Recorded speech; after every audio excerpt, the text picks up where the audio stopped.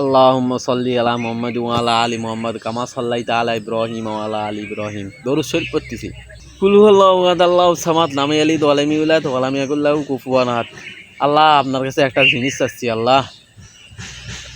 হাতটা পরে তুলবো নামাজের পরে, তাও মনে মনে বলে দিছি একটা জিনিস চাচ্ছি, একটু কথায় কথায় আল্লাহর কাছে একটা জিনিস চাচ্ছি। উত্তরপাড়া 3টা চ্যাংরা ছিল। সে 3টা চ্যাংরা খুবই বড় লোক। সে 3টা চ্যাংরা মেয়ে মানুষের পিছনে ঘুরিয়ে বেড়ায়। আল্লাহ, তাদেরকে আপনি হেদায়েত দেন, হেদায়েত।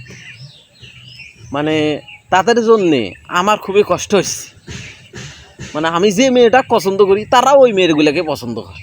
আমি তো গরিব, তারা বড় লোক। এখন মেয়েগুলোও যদি ওদের পছন্দ করে তখন আমার অবস্থাটা কী হবে? আমি কি মদ গাঁজা খায়া দিন পার করি ফেলামু? তাছাড়া তো উপায় নেই। আমি গরিব মানুষ, আমি কী করবো? গরিব মানুষ হয়ে থাকবো।